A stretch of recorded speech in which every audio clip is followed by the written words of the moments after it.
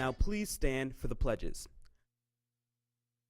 I pledge allegiance to the flag of the United States of America and to the republic for which it stands, one nation, under God, indivisible, with liberty and justice for all.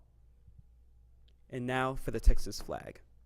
Honor the Texas flag. I pledge allegiance to thee, Texas, one state under God, one and indivisible. And now for a moment of silence.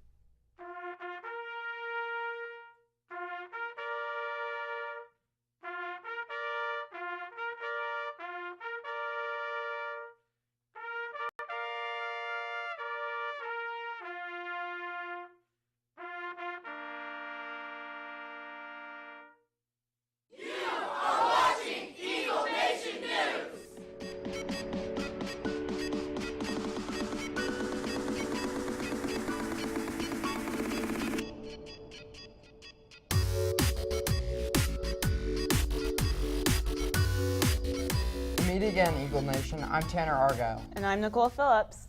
And you're watching Eagle Nation News on Wednesday, September 11th.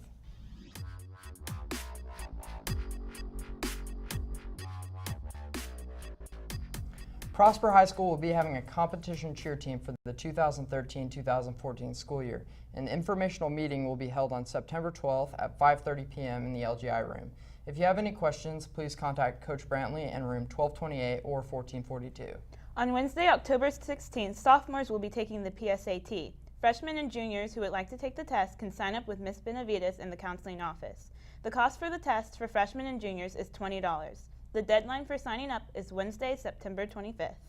Blackout t-shirts go on sale next Thursday and will run through the following Wednesday. They will be $15 and sold during all 3 lunches. Friday, September 13th is the last day to order yearbooks for $55. After September 13th, yearbook prices will rise to $65. See Ms. Hamlin to order your yearbook.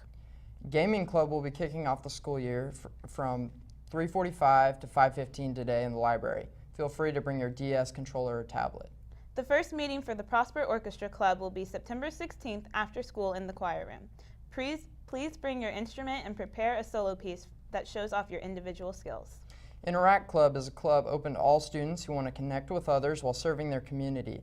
Interact will meet today after school, 4 p.m. in room 1104.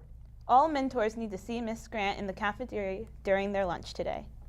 If you would like a chance to win 2 tickets to the September 28th A Day to Remember House Party concert in Grand Prairie, take out your phones and follow Eagle Nation News on Twitter. Tweet the phrase #ENN free tickets to enter. You must be following Eagle Nation News to win. It's been 12 years since the events of 9/11. Some of us were under the age of 6 and may not remember what exactly transpired on that day. It may be unclear how that fateful occurrence shapes how we live our lives today. How can a single event change the course of history? As we all know, 9/11 is considered one of the worst days in American history. Today we have Miss Riley to give us her story on the tragic event. Miss Riley was at work in Connecticut getting ready for a workshop in New York that next week when a neighbor had called. I remember silence. She said, "You need to go downstairs and turn on the televisions." It was right about the time that the first tower had come down and they were just starting to report. And we were watching it, and it was very emotional because we had a lot of military family that was at the Pentagon at the time. And we had family members that are firemen in New York City and detectives, and we didn't know where everyone was at the time. The second tower came down, and it went into the lobby of the apartment building that we were supposed to be staying in that night. Miss Riley was left having to cope with miracles and losses. We had one friend whose husband was in the tower, worked for Cantor Fitzgerald. And Rob was a British citizen, and he worked in the United States about 12 days a year, and that was his day. And so he went down with the tower. I think we lost a sense of freedom that day in the United States that, that we won't get back. With Eagle Nation News, I'm Brennan Bell. Thanks, Brennan. I'm here with Coach John Lewis, who was a radio host during the time of 9/11. So could you just walk me through how you remember that day, 9/11? Actually, I was an overnight DJ, so at 6 o'clock I went home, went to sleep. I slept through most of it. My girlfriend at the time woke me up around 2 in the afternoon, and said, hey, you need to get up. They flew planes in the World Trade Centers in New York and they've collapsed. And, it kind of got out of my sleep and checked my phone. I had about 30 missed calls and my voicemail was full from my bosses at the radio station. You got to come back. And so I went back, and my job basically for the next 18 hours was answering phone calls from listeners and trying to help them understand what was happening. How did you respond to those calls, and how did you cope with that? Some of them you could respond to. Others were very difficult. At this point in time, our program director basically told us, look, you need to be their friend. And if it's as crazy as they, we had some people call that they couldn't even talk. They would start just crying, and you have to say, hey, call me back when you, it was difficult, to say the least. Well, thanks. We'll be right back after this commercial break. UIO Academics, what's that? We know you probably don't know. Let's just say it's a way to put your brain to the ultimate test. The reward of being recognized by colleges and possibly getting scholarships. That means money. Anyone can join, even you. Yes, you. Just speak with the coach of the event you want to join. For a list of the events and coaches, see Mr. Behringer. 9/11 has had a lasting impact on our nation. Here to talk about the changes in our nation today is world news analyst Lydia Nussbaum. In her You Decide.